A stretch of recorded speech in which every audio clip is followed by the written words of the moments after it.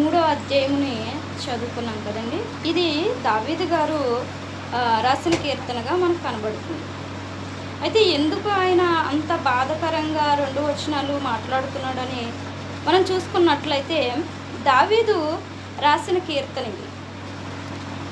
సొంత కొడుకే అబ్షలోము రాజ్యాన్ని కొరకు దావీదు మీద తిరుగుబాటు చేసినప్పుడు దావీదు ఏడుస్తూ యెరూషలేములో నుండి పారిపోతున్న సందర్భంలో ఈ యొక్క కీర్తన రాయడం జరిగింది. అయితే ఈయన అంటున్నాడు, ఏమంటున్నాడు?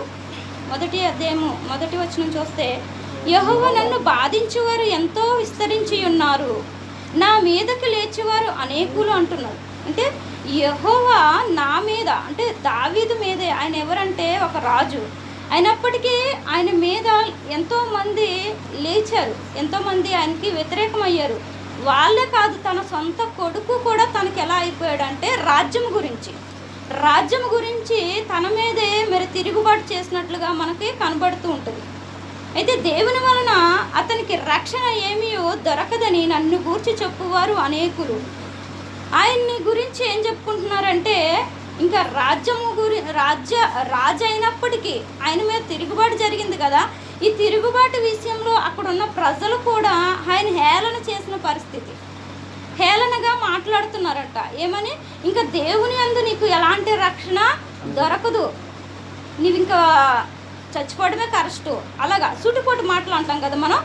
ఆ విధంగా దావీదుకు ఎదురవుతున్నప్పుడు, అయితే మనమైతే మనకు కూడా కొన్ని పరిస్థితులు ఎదురవుతాయి కదండి. అంటే మన భౌతికంగా మన స్థితి చూసినప్పుడైతే మనకు కూడా ఎన్నో మాటలు వస్తూ ఉంటాయి. రాజు అంతటి వాడికే తప్పలేదు కదా, మనం మానవులు. మనకు వచ్చినప్పుడు మనం ఏం చేస్తామంటే, మన పొరుగు వారినో, ఇరుగు వారినో, కుటుంబీకుల వైపో, లేకపోతే ఒక అధికారి వైపో చూస్తాం, అంటే మనకి ఎటువైనా సహాయం అందుతుందేమో. కానీ దావీదు అలాగా మనుషులపై ఆధారపడే వ్యక్తి కాదు, ఆధారపడలేదు. ఏమంటున్నాడు 3వ వచనంలోకి వచ్చేటప్పటికి, యెహోవా నీవే నాకు కేడముగాను, నీవే నాకు అతిశయాస్పదముగాను, నా తల ఎత్తువాడుగాను ఉన్నావు.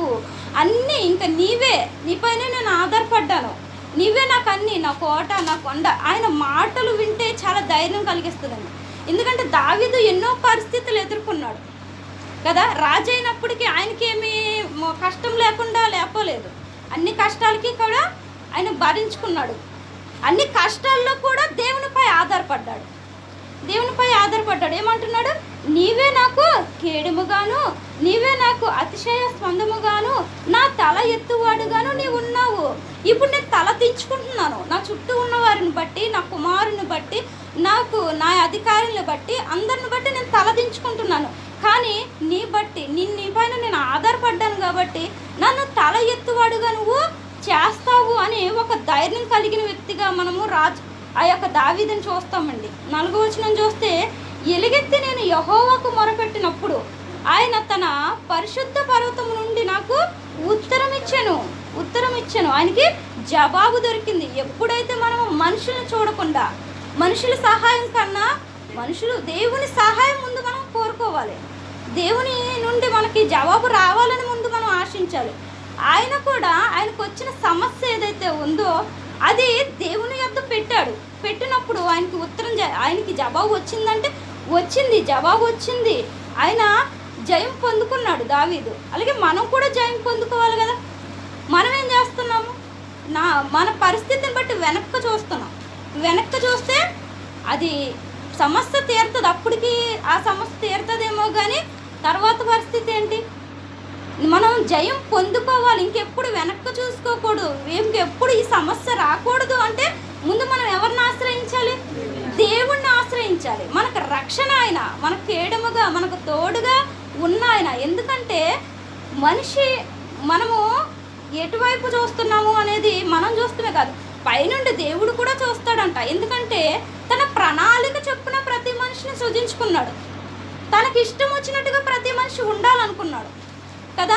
ప్రతి పరిస్థితి, అంటే మనకు శ్రమలు వస్తున్నాయి కదా. చాలామంది ఏమనుకుంటామంటే, శ్రమలు వస్తున్నాయి కదా, దేవునికి తెలుసు కదా, దేవుడికి తెలుసు కదా, తెలిసిన ప్రతి సంగతి నాకు ఎందుకు సమస్య నుంచి బయటపడట్లేదంటే మన నోటితో మనం చెప్పాలి కదా. మనం చూస్తున్నాడు కదా అనేసి మనుషుల వైపు చూడడం కాదు, ఆయనకి తెలుసు కదా అనేసి దేవునికి అంతా తెలుసు కదా అనేసి వదిలేయడం కాదు. మనం ముందు పరిస్థితి దేవునికి అప్పచెప్పుకోవాలి. అవునా? ఎందుకంటే ప్రతి మనిషిని కూడా ఆయన స్వయాష్టాలతో ఎలా సూచించుకున్నాడు? ఏ లోటు లేకుండా భూమి మీద తన కుమారుడు రాకమునిపే సమస్తమును తన చేతికి అప్పగించాడు. తినడానికే కానీ, తాగడానికే కానీ, బ్రతకడానికే కానీ నివాస యోగ్యంగా ఏముంచాడంటే ఈ భూమిని మన కొరకు ఉంచాడు. యోబు గ్రంథంలో ఉంటుంది కదా, నివాస యోగ్యంగా భూమిని మీ కొరకు ఉంచానని. అలా ఏర్పరిచిన ఆయన్ని విడిచిపెట్టేసాం. విడిచిపెట్టేసాం అంటే సమస్యలు బట్టి విడిచిపెట్టేస్తున్నాం, సమస్యలు బట్టి దూరం అయిపోతున్నాం. మనకు వస్తున్న ఇబ్బందులు బట్టి మనము తృణీకరిస్తున్నాం దేవుణ్ణి. మనల్ని కన్న తండ్రి ఆయన. మన పరిస్థితి చెప్పుకుంటేనే కదండి అర్థమయ్యేది. అలా మన పరిస్థితి ఏదైతే ఉందో ఆయనకు అప్పచెప్పుకోవాలి. దావీదు కూడా అదే అంటున్నాడు, నా ప్రతి పరిస్థితిని నేను ఆయనకు అప్పగించుకున్నాను కాబట్టి. మనకు నిద్ర లేని టైం ఉంటుంది. ఇప్పుడు మనం ఇక్కడ పని చేస్తున్నాం, కష్టపడుతున్నాం, మన ఇంటికాడ ఏదైనా సమస్య వచ్చిందంటే, లేకపోతే ఇక్కడ ఏదైనా సమస్య వచ్చిందంటే మనం ఏం చేస్తున్నామంటే నిద్ర లేకుండా ఆ విషయాన్ని ఆలోచిస్తూ గడుపుతూ ఉంటాము, ఏమైపోద్దని. కానీ దావీదు చూడండి, తనపై ఎంతోమంది వేల మంది దండెత్తి వచ్చారు, కానీ తన పరిస్థితి ఎలా ఉందో చెప్తున్నాడు చూడండి. యెహోవా నాకు ఆధారము కావున నేను పండుకొని నిద్రపోయి మేలుకొందును అంటున్నాడు. ఎందుకు ఈయన ఎంత ధైర్యంగా చెప్తున్నాడంటే, ఎలుగెత్తి నేను యెహోవాకు మొరపెట్టినప్పుడు ఏమంటున్నాడు? 4వ వచనంలో చూస్తే ఆయన ఎందుకు ప్రశాంతంగా నిద్రపోయాడు అంటే దేవునికి వెలిగెత్తి లోన మూలుక్కోలేదండి, మూలుగులతో చెప్పలేదు, గంభీర స్వరముతోటి ఆయనకు మొరపెట్టాడు. ప్రతి విషయాన్ని చెప్పుకున్నాడు కాబట్టి నేను మొరపెట్టినప్పుడు ఆయన తన పరిశుద్ధ పర్వతం నుండి నాకు ఉత్తరం ఇచ్చాను. కాబట్టి నేను సమస్తమును ఆయనకు అప్పచెప్పేశాను. నా పరిస్థితిని, నా దీనస్థితిని, నా యొక్క ఆర్థిక ఇబ్బందులు కావచ్చు, ఆరోగ్య సమస్యలు కావచ్చు, ఏదైనా కూడా మనం చూసుకుంటే ఏదైనా కూడా ఆయనకు అప్పగించేసి మనం ఎలా ఉండాలంట? ప్రశాంతంగా. అందుకని దావీదు ఏమంటున్నాడు? యెహోవా నాకు ఆధారము కాబట్టి కావున నేను పండుకొని నిద్రపోయి మేలుకొందును. 10,000 మంది దండెత్తి నా మీదకి వచ్చిన మోకరించినను నేను భయపడను. 10,000 మంది ఆయన చుట్టూ కుమ్మినా కూడా ఆయన ఏమాత్రం కూడా భయపడలేదు. మనుషులే కాదండి, సమస్యలు కూడా అలానే ఉంటాయి కదా. ఆ సమస్యల్లో కూడా మనం భయపడకుండా ఉండాలంటే మనం ఏం చేయాలి? ఆయనపై ఆధారపడాలి. యెహోవా లెమ్ము, నా దేవా నన్ను రక్షింపుము. నా శత్రువులందరి దవడ ఎముక మీద కొట్టువాడవు నీవే, దుష్టుల పళ్ళు విరగొట్టువాడవు నీవే. రక్షణ యెహోవాది, నీ ప్రజల మీదకి నీ ఆశీర్వాదము వచ్చినగాక. రక్షణ ఎవరిదండి? యెహోవాది. శత్రువులు వేల కొలది దండెత్తి వచ్చినా కూడా ఏమంటున్నాడంటే ఈయన నా జయము, నా గొప్ప, నా యొక్క బలము అంటలేదు, యెహోవాదే. ఇది జరిగిందంటే ఆయన ఇచ్చిన రక్షణే, ఆయన ఇచ్చిన బలమే, ఆయనకే మహిమ కలగాలి, ఆయన నామాన్ని మనం స్మరించాలి. రక్షణ యెహోవాది, నీ ప్రజల మీదకి నీ ఆశీర్వాదము వచ్చునుగాక. అంటే దావీదు అంతటి వాడే తన పరిస్థితిని బట్టి తను ఎలా ఉన్నాడంటే సమస్తము దేవునికి అప్పగించి జయము పొందుకున్న తర్వాత కూడా మనము మేలు కలిగిన తర్వాత, సమస్య పోయిన తర్వాత విడిచిపెట్టేస్తాం. కానీ దావీదు అలా కాదు, ఇది పొందుకున్నాను, దీని నుండి నన్ను రక్షించాడు కాబట్టి ఆయనకే ఈ ఘనతంతా ఆయనదే, ఆయన తప్ప నాదేమీ లేదు అన్నట్లుగా ఆయన చెప్తున్నాడు. అంటే దేవుని ప్రజల్ని ఏం చేస్తాడంటే ఆయన రక్షించి నీ ప్రజల మీదకి నీ ఆశీర్వాదము వచ్చునుగాక. ఎప్పుడైతే మన పరిస్థితిని ఆయనకు అప్పగిస్తామో అప్పుడు ఆయన ఆశీర్వాదకరంగా, క్షేమకరంగా, రక్షణకరంగా మనల్ని ఉంచుతాడు. అందుకే ఫిలిప్పీలు రాసిన పత్రికలో కూడా ఒక మాట ఉంటుంది కదండి, 4వ అధ్యాయము 5, 6, 7 వచ్చినారు. దీనిని గూర్చి చింతింపకుడి, కానీ ప్రతి విషయంలోనూ ప్రార్థనా విజ్ఞాపనల చేత కృతజ్ఞతాపూర్వకంగా మీ విన్నపములు దేవునికి తెలియజేయుడి. ఏం చేయాలంట? దేని గురించి కూడా నువ్వు చింతించొద్దు, ఏ పరిస్థితి గురించి కూడా.